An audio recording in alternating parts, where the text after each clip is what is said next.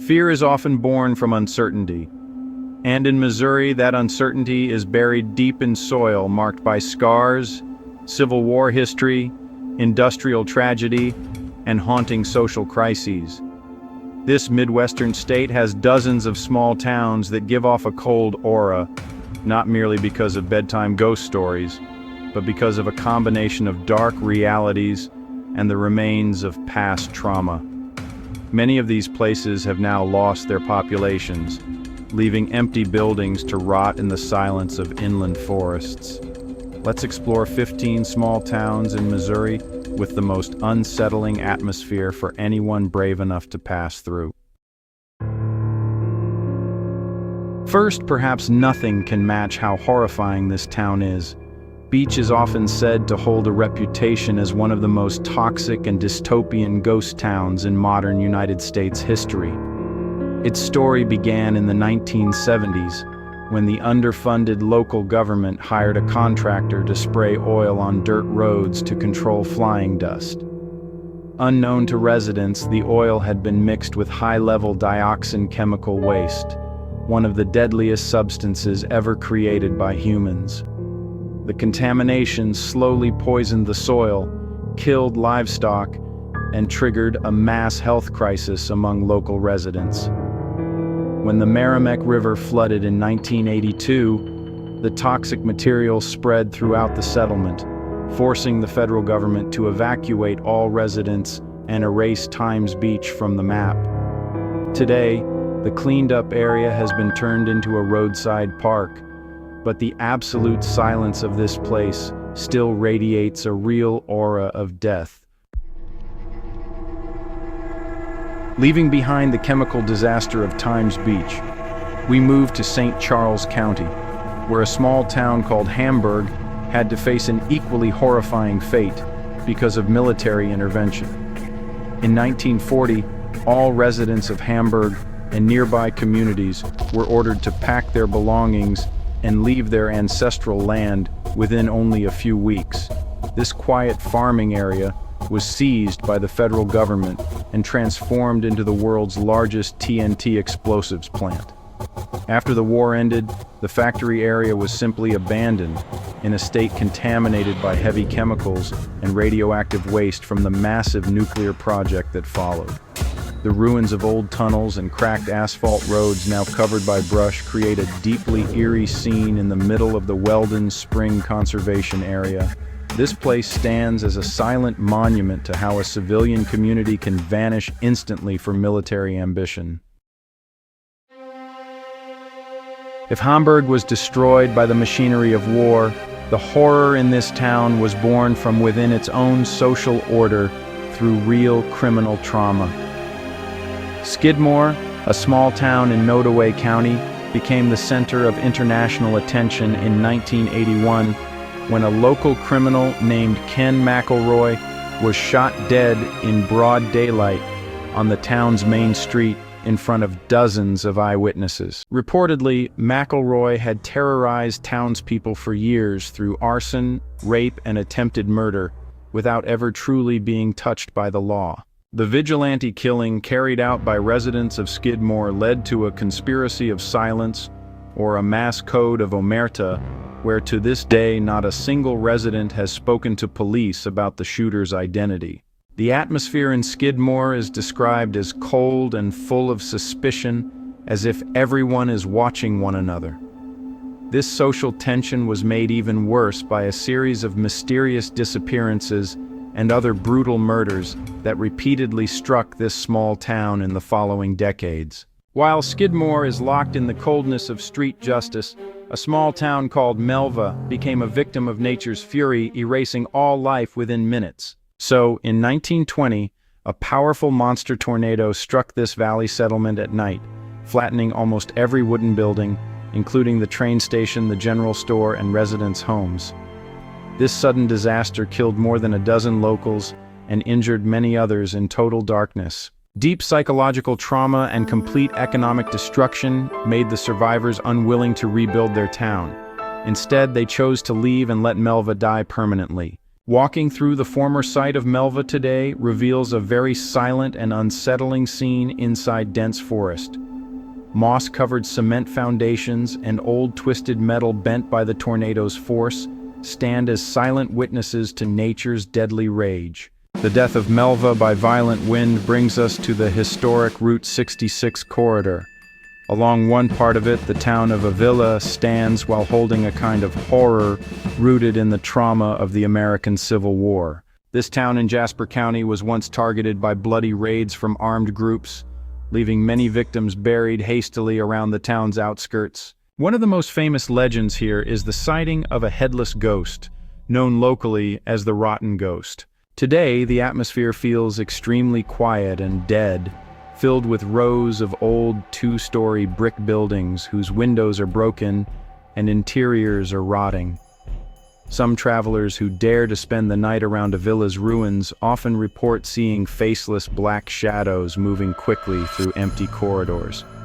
Its stigma as a cursed town has made Avila lose its appeal to new investors, turning it into an eerie pocket of poverty. Stepping out of Avila's heavy borderland atmosphere, we move to the banks of the Mississippi River, specifically to Hannibal, whose tourist-friendly facade hides an underground network of darkness. Hannibal is known globally as the childhood town of legendary writer Mark Twain. But the labyrinth cave system beneath it, Mark Twain Cave, is filled with stories of disappearances and horrifying medical experiments. So, an eccentric doctor named Joseph Nash McDowell once bought this cave to store his daughter's preserved body inside a copper cylinder for supernatural experiments. Dr. McDowell was also known for illegally digging up graves to obtain fresh corpses for his medical school practice, which, not surprisingly, sparked public outrage in the past. Hannibal's eerie atmosphere spreads from the darkness of those cave passages to its old Victorian residential areas. There are, many reports of spirits of lost children appearing inside the cave, along with the shadow of Dr. McDowell, who is said to still wander in search of his daughter's body. The mad experiments inside Hannibal's underground cave seem to find their twin in the mystical atmosphere surrounding the small town of Brumley in Miller County. This remote settlement has become widely talked about because of an old suspension bridge, the Brumley Swinging Bridge, stretching over a quiet stream in the middle of dense forest. This wooden bridge, built in the early 20th century, is surrounded by dark stories of fatal accidents, illegal hangings, and mystical rituals often performed beneath the bridge during moonless nights. The bridge's current unstable swaying and loud wooden creaking when the wind blows create a visual sensation that sharply raises adrenaline.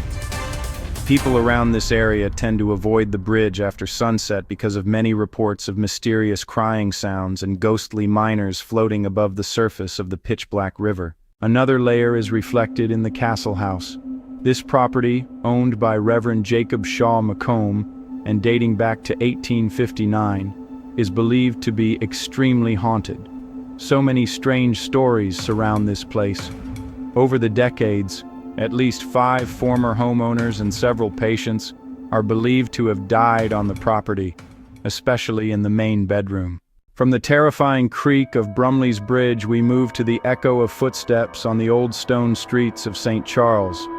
One of the oldest settlements in Missouri, this city holds a historic district along the Missouri River, colored by stories of public hangings, deadly disease outbreaks, and the history of an abandoned psychiatric hospital.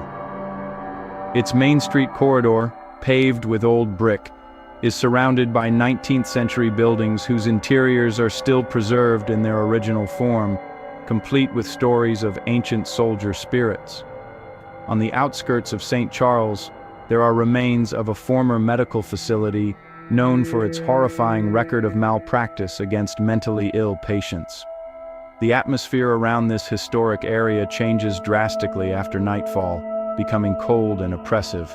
Black shadows peeking from behind the upper floor windows of empty buildings often become a terrifying sight for paranormal lovers exploring the city. However, if the history of St. Charles is preserved in an old town district, the remains of prosperity in Phoenix have been left to rot and be swallowed by the silence of Greene County's forest. Phoenix was once a highly prosperous marble mining town, producing high-quality building material used to construct grand government buildings across the United States. Phoenix's death came massively when the Great Depression struck the world economy in the 1930s, destroying the construction industry and forcing the company to permanently close the quarry. The town was completely abandoned by its residents and slowly swallowed again by dense forest growth. The ruins of giant concrete walls from the former mine engine room, now filled with large tree roots, create a dystopian view resembling an abandoned ancient temple haunted by silence. The natural ruins of Phoenix present the image of an organic ghost town. But what we find near Carthage, specifically at Red Oak 2, is a very strange, artificial manifestation of fear. This place is not a ghost town formed naturally, but an eccentric art project created by artist Lowell Davis.